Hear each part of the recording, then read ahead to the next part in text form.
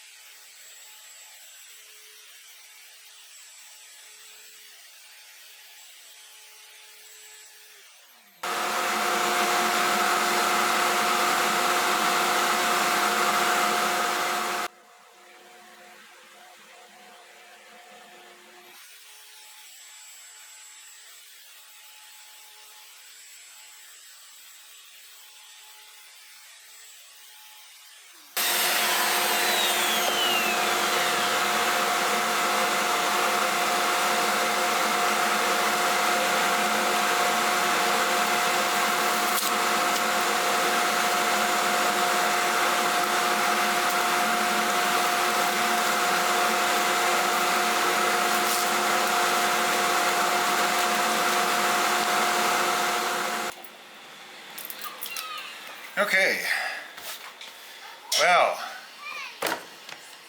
let's take stock here.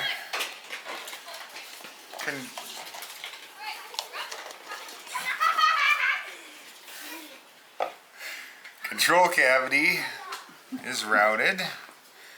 Trim cavity is routed. Cover plates are routed. Pickup is routed. Neck is routed. Rest of the bridge is routed. Post holes are drilled, although I still think that might be off a little bit. Hopefully it's not going to be a huge issue. I don't want to shove the posts in already and then find out that it's off and try and get them extracted. But if I'm looking at this, it looks like if this one is right in the center and that one is there, that it's off.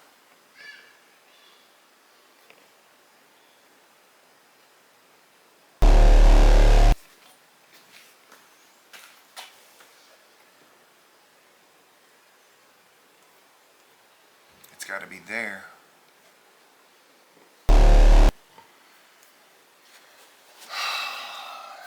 Grab that dowel that's closest to you. Yeah, I think that one's too big.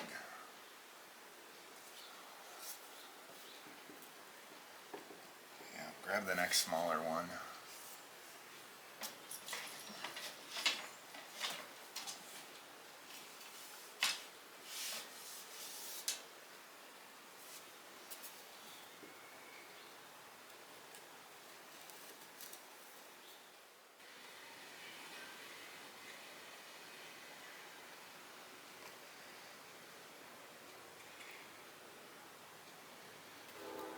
So you're going to have to re-drill it? Yeah.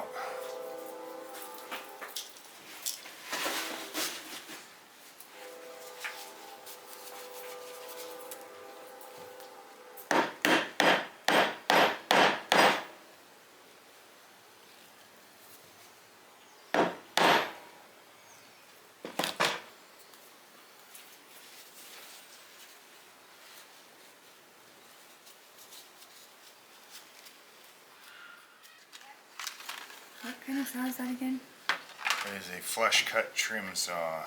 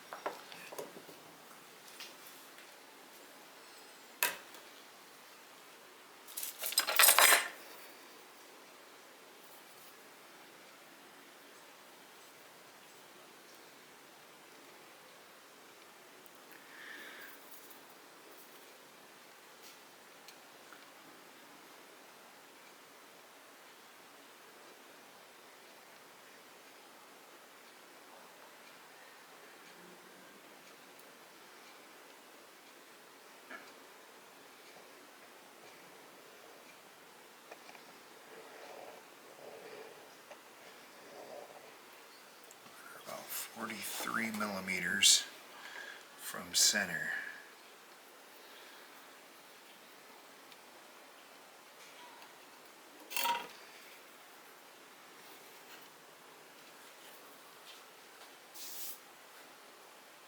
Yep. Okay.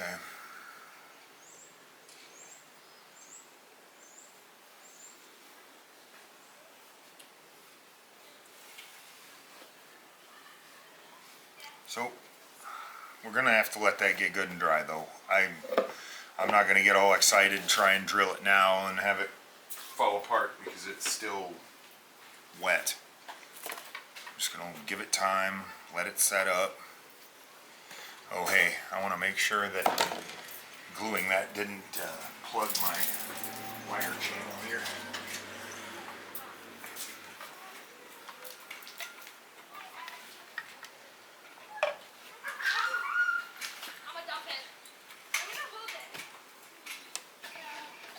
Awesome. Might just leave that there. Okay. That way the glue doesn't slowly seep in there and plug it. Can always jerk the wire back out. One eternity later. Well, hello again. See if I remember how to do this. It's been a while. I haven't been out here for about a month. Been so busy with this new band that I'm playing with. But I got a guitar that needs to get done, and I got several more projects that keep winding up on my workbench that need to get taken care of as well, and it's pushing back how much I'm getting done on my guitar build, and that's of course pushing back what I have planned for future builds too. So anyway, trying to get caught up here. So back in the garage today. Oh, let's see what's transpired since the last one. Okay, for the headstock thing. I know I messed up a little bit. So my initial thought was I would make the hooked side of the headstock be the 3-peg side and the upcut side be the 4-peg side. That way this overhang here doesn't interfere with the tuning peg heads. Then I realized I had ordered the wrong tuning peg configuration for the way that I routed the headstock. I should have done the headstock reversed, so I would have had enough room to be able to get them to fit there. So then it's like, well, I'll just swap it around, and I made, you know, half of a video just me refiguring out the proper way to lay out the headstock for the tuning pegs. And after all that dinking and pinking around, I realized that once again I'm gonna have a problem, because taking a look at this now, I can't get 4 pegs on this side without having them be hitting that. So, in an effort to fix the problem,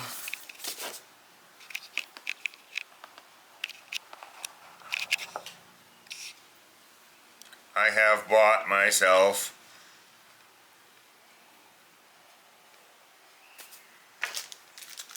another left-handed peg, which I didn't want to do, because now I'm just going to have a random right-handed peg that is just floating around in my parts tub downstairs. But I kind of painted myself into this corner. I don't have a choice. So anyway, long story short, I have now acquired the correct 4 on this side, 3 on this side, like I initially had planned, except now all that dinking around that you saw me do in the previous video needs to be undinked, because now we're the other direction instead. Now you have to move the dots to the I other gotta move side. all the dots back to where they originally were when I first thought this out. Glorious. So anyway, You live and learn. Is he though? Right? yeah. So I'm going to do that, but I don't think I'm going to record it this time because it's not very exciting viewing. So I'm just going to do that a minute and I'll be back with you shortly. Alright, so I think I got it worked out here. It's going to be a little tight over here. Like, I don't think you're going to be using a string winder crank on this side, because I think the buttons are going to be a little bit too close together. Maybe if they're all upright like that when you're using it. Of course, that doesn't work once you get them in the ballpark. Then, you know, the hand tightening part comes. But I think, I mean, they're spaced enough that I'm not going to be smacking into each other or anything like that. This one seems like it's awful high as far as like how it looks on the headstock, but at this point I don't have much choice because I don't have enough real estate to make the headstock any larger, and I don't want to come down any farther than that because I'm already going to have a little bit of an angled string pull on the low B string, and if I try to scoot down any farther, that means I got to scoot out too, so I got enough room to get the peg head over the edge of the headstock, and then it's not going to turn. So I think that's how I'm going to have to do it, but at least now we're not going to have a problem with this peg hitting this point on the headstock here. And I just kind of space these amongst themselves and space these amongst themselves rather than centering these on these, because then it shoves this side up a ways, and I got a whole lot of room between here and the first tuning peg, and it looks weird that way, so I'm just going to go with this.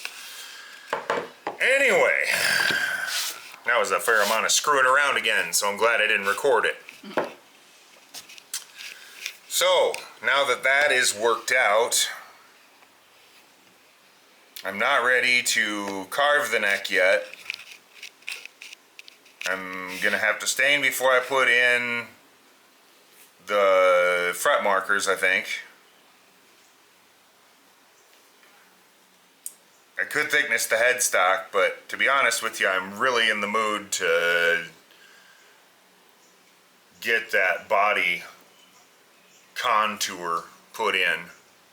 So I think that's where we're going next. So I'm going to pause for station identification here and get my router sled all set up and stuff. I thought about doing it with the angle grinder, but now I'm chickening out. At some point I'm going to do it. I want to do it at some point, but I want to experiment with, you know, trash wood before I just start trying to do it to a guitar that's got a really high quality quilt maple top on it and stuff like that, and then find out that I'm gonna totally gore the piss out of it and ruin the whole thing. So I am going to get to the point at some point where I decide I'm going to brave the wilds of the angle grinder carving, but today is not that day, so. A little longer than a few minutes later. Okay, so welcome to my contraption here. This is my router sled. I built it myself out of parts and pieces and stuff that I found on Amazon, and if I can find the information back, I will tag you, or I will put it in the description information. But otherwise, if you go back to my last Les Paul build, I have it in there where I was carving the top. So if you look up the episode where I'm carving the top in the last Paul build, I have all the information for this. But what it is you have two steel rails here. You have 4 roller bearings there that keep these 2 bars parallel with those 2 bars. Then I assembled the carrier unit, which is 4 more of those roller bearings with a couple pieces of 3/4 inch plywood and then a 1/2 inch piece of plexiglass here. I probably could have got away with 1/4 inch, but I wanted something that was not going to flex as I'm trying to route and stuff. So I went with 1/2 inch. And then you have this way, you have this way. If you're routing around any circular areas, routing around templates, things like that, you've got enough room. So now I have my body here masking taped and super glued down, okay, and I have several stepped templates, and I think if you, a couple videos ago, you saw me trace around all of those, and that's what the purpose of that is. Now what I'm going to do is for each tier, I'm going to masking tape and super glue it onto the body. I'll set the router depth to cut and clear out the outer layer. You want to look down here? I can see it. Okay, clear out the outer layer. Then I will masking tape the next step, masking tape, super glue the next step on, raise the router up about a 1/16 of an inch, do it again. Next one, raise it up another 1/16 of an inch, do it again, so on and so on and so on, until I have like a terraced slope, and then comes the hand carving part. So,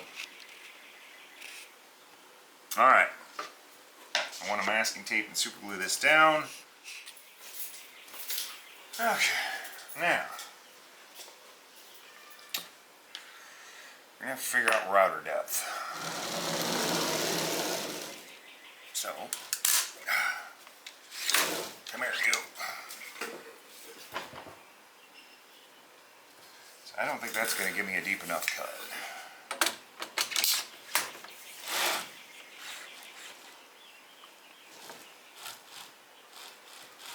Nope. I'm gonna need a bigger, or I'm gonna need to drop it down more.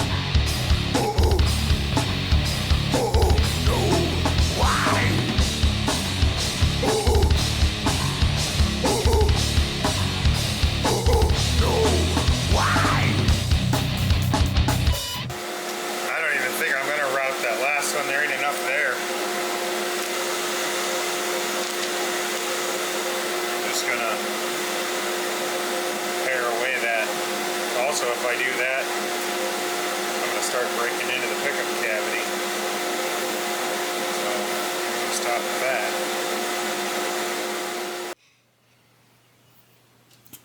Thank you so much for tuning in for another episode of my madness. Click like, subscribe, and thanks for watching. I'll see you next time.